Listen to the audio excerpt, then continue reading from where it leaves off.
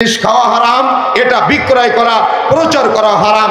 সকাল 8টা থেকে রাত্রি 10টা পর্যন্ত যত মানুষ আপনার দোকান থেকে সিগারেট ক্রয় করে খাবে, প্রত্যেক ব্যক্তির একটা করে পাপের ভাগ আপনার আমলনামায় লিপিবদ্ধ হবে। এখন দোকানদারের চাইতে বেশি পাপী হলো যারা হকার আছে, দোকানে দোকানে দিয়ে বেড়ায়। তার মানে যারা সেবন করে তারা তো একা পাপ করে, কিন্তু আপনি গোটা উত্তরখানে সাপ্লাই করেন। যত মানুষ আপনার মাধ্যমে এই নেশা জাতীয় দ্রব্য সেবন করবে, প্রত্যেক ব্যক্তির একটা করে পাপের ভাগ আপনার আমলনামায় লিপিবদ্ধ হবে।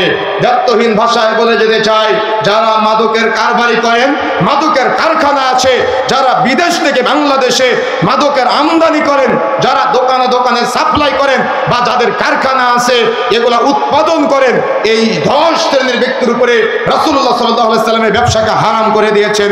সুতরাং মনে রাখার চেষ্টা করতে হবে, যদি আমি আপনি আমার আপনার উপার্জন হারাম করতে না চাই, তাহলে আমাকে আপনাকে অবশ্যই ফিরে আসতে হবে। যে জিনিস খাওয়া হারাম সেটা বিক্রয় করা হারাম, যেগুলা খাওয়া হারাম সেটা সাপ্লাই দেওয়া হারাম, যে জিনিস খাওয়া হারাম সেটা তৈরি করা হারাম। সুতরাং সতর্ক হতে হবে। হারাম মানে নিষিদ্ধ করা হয়েছে আমাদের জন্য। এজন্য যারা ইমানদার দাবি করি, যারা মুমিন দাবি করে নিজেদের, আমাদের প্রত্যেককে মনে রাখতে হবে এই মাদক দ্রব্যের সাথে যারা জড়িত আছে প্রত্যেকের জন্য রাসূলুল্লাহ সাল্লাল্লাহু আলাইহি ওয়াসাল্লাম সতর্ক করেছেন, কুল্লু মুসকিরিন খামর ওয়া কুল্লু খামরিন হারাম। প্রত্যেক নেশা জাতীয় দ্রব্য হলো মাদক, আর প্রত্যেক মাদক আমাদের জন্য হারাম করা হয়েছে। সুতরাং যারা শুধুমাত্র ওই বারে বারে গিয়ে মাদক দ্রব্যের সাথে সম্পৃক্ত হয় তাদের জন্য জান্নাত হারাম না। যারা আজকে আমাদের সমাজে এই বিড়ি, সিগারেট, গুল, তামাক, জর্দার মতো নেশা জাতীয় দ্রব্যের সাথে সম্পৃক্ত, তাদের জন্য জান্নাতকে হারাম করা হয়েছে। এই জন্য যদি আমরা জান্নাত হারাম করতে না চাই, যদি আমরা জান্নাতে যেতে চাই, যদি আমরা চাই আমাদের ইবাদত, আমাদের সালাত, আমাদের সিয়াম, আমাদের হজ, আমাদের যাকাত, আমাদের দান সাদাকা রবের নিকট কবুলযোগ্য হোক, তাহলে আমাদের এই হারাম বস্তুসমূহ থেকে, হারাম খাদ্যদ্রব্য থেকে আমাদের বেরিয়ে আসার চেষ্টা করতে হবে। কেন? ইবাদত কবুলের মৌলিক পূর্ব শর্ত হলো 2টা। 1, রাসূলের পদ্ধতিতে হতে হবে। 2, হালাল উপার্জন হতে হবে। হালাল খাদ্য যদি আমার আপনার শরীরে না থাকে তাহলে কিন্তু ওই দেহ জান্নাতে প্রবেশ করবে না। এই জন্য আমাকে আপনাকে সতর্ক হতে হবে। প্রত্যেক মাদকদ্রব্য সেবন বা মাদকদ্রব্য প্রস্তুত করা বা মাদকদ্রব্যের কারখানায় শ্রমিক হিসেবে কাজ করা, এগুলা ইসলামে অনুৎসাহ প্রদান করা হয়েছে, নিষিদ্ধ করা হয়েছে। এই জন্য সতর্ক হতে হবে, সাবধান হতে হবে। এগুলা কেমন পাপ জানেন? এই পাপগুলো এমন পাপ, মনে করেন একটা চায়ের দোকানে একটা ডিশ লাইট, গ্যাস লাইট চিনেন তো আপনারা, গ্যাস লাইট ঝুলানো আছে বা ম্যাচ রাখা আছে যেটা দিয়ে আগুন ধরায়। এই যে আপনার দোকানে আপনি গ্যাস লাইট ঝুলিয়ে রাখলেন বা ডিশ লাইট ঝুলিয়ে রাখলেন, আপনি যে সিগারেট বিক্রয় করতেছেন বা আপনি যে দেখা যাচ্ছে সিগারেটের সাথে সাথে তামাক বা নেশা জাতীয় দ্রব্য যেগুলা ধরায় খায় এগুলা বিক্রয় করতেছেন, আপনার মাধ্যমে যত মানুষ, ওই যে ডিশলাইটা আপনি ক্রয় করে দিয়েছেন, আপনি ঝুলিয়ে রেখেছেন, আপনার টাকায় ক্রয় করা আপনার দোকান, যত মানুষ আপনার দোকানের এই ডিশলাইতে ধরিয়ে ধরিয়ে সিগারেট খাবে বা বিড়ি খাবে, প্রত্যেক ব্যক্তির একটা করে পাপের ভাগ আপনার আমলনামায় লিপিবদ্ধ হবে। কেন? আপনি গুনাহে জারিয়ার কাছে সহযোগিতা করেছেন। তাই কথা কি বুঝতে পেরেছেন? সুতরাং প্রিয় বন্ধুরা আমার, আমাদের মনে রাখতে হবে এই নেশা জাতীয় দ্রব্য এটা ভয়াবহ। আজকে যুব সমাজ ধ্বংসের অতল গহ্বরে নিমজ্জিত হয়ে যাচ্ছে। এটার সাথে ছেলেরা জড়িত। আজকে প্রাইভেট ইউনিভার্সিটিগুলোর সামনে গেলে দেখা যায় মেয়েরাও আজকে কেমন যুবকদের সাথে তাল মিলিয়ে যুবতীরাও এই মাদকের সাথে জড়িত হয়ে আছে। আমি বাবা মাকে উদ্দেশ্য করে আলোচনা একেবারে শেষ পর্যায়ে বলতে চাই, গায়রত লালন করার চেষ্টা করেন, ব্যক্তিত্ব লালন করার চেষ্টা করেন। ছোট্ট বাল্য অবস্থায় একটা 5-7 বছরের বাচ্চার আপনি নামাজের শিক্ষা দেন না, 5 বছর 7 বছর বয়সের বাচ্চার হাতে আপনি 5 টাকা দিয়ে বললেন আব্বু সিগারেট কিনে নিয়ে আসো। 1 দিন যায়, 2 দিন যায়, 3 দিন যায়, 4 দিনের দিন বলে আব্বু কি খাই, আমিও একটু খাই। কথা বুঝেন নাই? 5-7 বছর বয়সের একটা বাচ্চা 1 দিন যায়, 2 দিন যায়, 5 দিনের দিন বলে আব্বু কি খাই, আমিও একটু খেয়ে দেখি। এভাবেই কিন্তু আপনার সন্তান আজকে মাদক দ্রব্যের সাথে জড়িয়ে যাচ্ছে, নেশা জাতীয় দ্রব্য সিগারেটের সাথে জড়িয়ে যাচ্ছে এবং এরা পাপ করতেছে। কিন্তু ওই যে আপনার কাছে গায়রত শিখে নাই, ওই যে আপনার কাছে ব্যক্তিত্ব শিখে নাই, এই জন্য ও আপনার সামনে পাপ করে করে, তার মায়ের সামনে পাপ করে, কিন্তু তার লজ্জা কাজ করে না।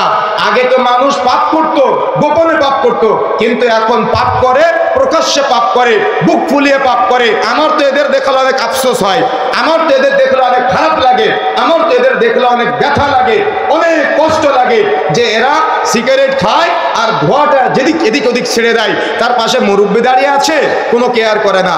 তার পাশে ইমাম সাহেব দাঁড়িয়ে আছে, কোনো কেয়ার করে না। তার পাশে তার বাবা দাঁড়িয়ে আছে, কোনো কেয়ার করে না। তার পাশে তার চাচা দাঁড়িয়ে আছে, কোনো ভ্রুক্ষেপই করে না। কেন? তার বাবার কাছ থেকে সে এই মাদকদ্রব্য সেবন করা শিখেছে। এই জন্য বাবা তাকে কখনো বলতে পারে না যে আব্বু তুমি সিগারেট খেও না, আব্বু তুমি নেশা জাতীয় দ্রব্যের সাথে সম্পৃক্ত হয়েও না। বাবা বলতে পারে না। এই জন্য মনে রাখার চেষ্টা করতে হবে, যারা বাবা আছেন, সন্তানের সামনে আপনারা পাপ করবেন না। আপনার সন্তান বাড়িতে পাওনাদের এসেছে, আপনি বললেন যে আব্বু বাহিরে গিয়ে বলো আব্বু বাড়িতে নাই, তাহলে আপনার সন্তান কি শিখলো? মিথ্যা বলা শিখলো। সন্তানের সামনে গায়রত নষ্ট করবেন না, সন্তানের সামনে ব্যক্তিত্ব নষ্ট করবেন না। যদি সন্তানের সামনে ব্যক্তিত্ব নষ্ট করেন, তাহলে আপনি কখনো সন্তানকে উপদেশ দিতে পারবেন না। এজন্য সন্তানকে যখন সিগারেট কিনতে দিয়েছিলেন, একদিন, 2 দিন, 3 দিনের দিন আপনার সন্তান সিগারেট খাওয়া শিখেছে। এই জন্য সে যখন দেখে আমার বাবাও খায়, আমিও খাই, এজন্য চাচার সামনে খেতেও লজ্জা পায় না, ও পাড়া প্রতিবেশীর সামনে খেতেও লজ্জা পায় না। আল্লাহ রাসূল বলেছেন, আল হায়াউ লা ইয়াতি ইল্লা বিখাইর, লজ্জাশীলতা কল্যাণ ছাড়া কিছুই আলাদা করে না। যেখানে লজ্জা নাই সেখানে কল্যাণ নাই। লজ্জা, নিজেকে নিজে লজ্জা পাওয়া, অভিভাবককে লজ্জা পাওয়া, সন্তানকে লজ্জা পাওয়া, প্রভুকে, আল্লাহকে, স্রষ্টাকে, রবকে লজ্জা পাওয়া। যদি আপনি নিজেকে নিজে লজ্জা না পাই, তাহলে কিন্তু আপনি মাদকদ্রব্য ছাড়তে পারবেন না। কিভাবে? যে আমি কি এই পাপ করতে পারি, আমার দ্বারা কি পাপ কাজ করা সম্ভব, এভাবে নিজে চিন্তা করবেন। চিন্তা করবেন, আমি কি আমার সন্তানের সামনে এই পাপ করতে পারি, আমি কি আমার সন্তানের সামনে সিগারেট খেতে পারি, আমি কি আমার সন্তানের সামনে মাদকদ্রব্য সেবন করতে পারি, এটা আমার কাজ না। এভাবে নিজেকে বিরত রাখবেন। এবং যারা আমরা তরুণ এবং যুবকরা আছি, আমাদের মনে রাখতে হবে, বৃদ্ধ মুরব্বী তাদের সম্মান করা। চিন্তা করতে হবে, আপনি যখন মাদকদ্রব্য সেবন করেন, আপনাকে ভাবতে হবে যে আপনি কি আপনার বাবার সামনে, হয়তো তিনি ভুল করেছে, তাই বলে আপনি আপনার বাবার সামনে মাদকদ্রব্য সেবন করবেন? আপনার রব তো আপনাকে দেখছে, যে আপনার বাবা না দেখলেও গোপনে প্রকাশ্যে যে কোনো সময় নিজের বিবেকের বাধা দেওয়া প্রয়োজন ছিল, অভিভাবককে ভয় পাওয়া প্রয়োজন ছিল, রবকে ভয় পাওয়া প্রয়োজন ছিল।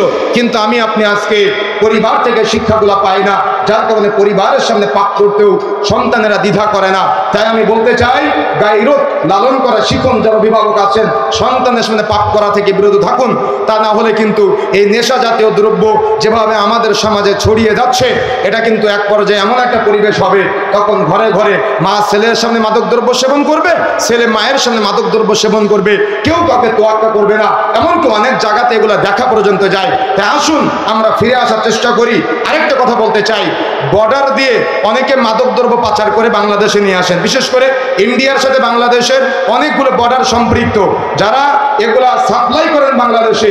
গোটা বাংলাদেশের 64 জেলার যত জায়গায় আপনার মাধ্যমে মাদকদ্রব্য সাপ্লাই হয়, যত মানুষ আপনার মাধ্যমে সেবন করবে, গুনাহে জারিয়া স্বরূপ প্রত্যেক ব্যক্তির একটা করে পাপের ভাগ আপনার আমলনামায় লিপিবদ্ধ হবে। এই জন্য সতর্ক হতে হবে, সাবধান হতে হবে। 3 শ্রেণীর ব্যক্তির উপরে জান্নাত হারাম। তার মধ্যে 1 নম্বরটা হলো মুদমিনুল খামার, নেশাজাতীয় দ্রব্য সেবনকারীর উপরে জান্নাত হারাম। তার মানে যারা এগুলো সেবন করবে, মদখোর, জুয়াখোর, ফেন্সিডিলখোর, হিরোইনখোর, বিড়িখোর, সিগারেটখোর, গুলখোর, জর্দাখোর, যারা কথাগুলো শুনলেন, আজকে থেকে নিয়ত করে ফিরে আসতে হবে। এতদিন পাপ করেছি, আজকের পর থেকে আর কখনো অন্তত পাপগুলোর সাথে জড়িত হব না। যদি তওবা করে ফিরে আসতে পারেন, এতদিনে পাপগুলো করে যত গুনাহ কামিয়েছেন, আল্লাহ সুবহানাহু ওয়া তাআলার নিকট খালিস অন্তরে তওবা করতে পারলে আল্লাহ সুবহানাহু ওয়া তাআলা আপনার আমার পাপগুলো ক্ষমা করে দেবে ইনশাআল্লাহ। তাই আসুন আমরা তওবা করে ফিরে আসার চেষ্টা করি। যারা বিক্রয় করতেছেন, আজকের পর থেকে যেন আমরা আর বিক্রয় না করি। আল্লাহ সুবহানাহু ওয়া তাআলা আমাদের তৌফিক দান করুন, আল্লাহুম্মা আমিন। ইহইয়াউস সুন্নাহ কনফারেন্সে আজকে আমরা উপস্থিত হয়েছি। এই কনফারেন্সের সম্মানিত সভাপতি আমাদের সকলের প্রিয় শেখ মোহতারাম শেখ আকরামুজ্জামান বিন আব্দুস সালাম মাদানী হাফিজাহুল্লাহ। আমি শাইখের জন্য দোয়া করি, আমি ব্যক্তিগতভাবে, যে আল্লাহ সুবহানাহু ওয়া তাআলা সমস্ত বালা মুসিবতের মধ্য থেকেও তিনি চেষ্টা করে যাচ্ছেন বাংলাদেশে দাওয়াতি কাজের আঞ্জাম দেওয়ার জন্য। আমি আল্লাহর নিকট দোয়া করি, আল্লাহ রাব্বুল আলামিন শায়েখের নেক হায়াত দান করুন। এবং আমি আল্লাহর নিকট আরও দোয়া করি, শায়েখ মৃত্যুবরণ করার আগে যেন আমরা যে মাঠে বর্তমানে অবস্থান করছি, এখানে শায়েখের স্বপ্ন আছে মাদ্রাসা করার, শায়েখ যেন এখানে বিশাল প্রতিষ্ঠান আমাদের জন্য রেখে যেতে পারেন। আল্লাহ সুবহানাহু ওয়া তাআলা শাইখকে তৌফিক দান করুন, আল্লাহুম্মা আমিন। এবং আমাদের ভালোবাসার প্রিয় জায়গাকে আল্লাহ সুবহানাহু ওয়া তাআলা আজকে প্রিয় জায়গায় যে আমাদের উপস্থিত হওয়ার তৌফিক দান করেছেন, আমাদের সবাইকে এভাবে যেন জান্নাতে একসাথে থাকার তৌফিক দান করেন, আল্লাহুম্মা আমিন। এই আশা, এই দাবি ব্যক্ত রেখে সংক্ষিপ্ত সময়ের আলোচনা এখানে সমাপ্ত করছি। সুবহানাকাল্লাহুম্মা ওয়া বিহামদিক, আশহাদু আল্লা ইলাহা ইল্লা আনতা আস্তাগফিরুকা ওয়া আতুবু ইলাইক। আসসালামু আলাইকুম ওয়া রাহমাতুল্লাহি ওয়া বারাকাতুহু।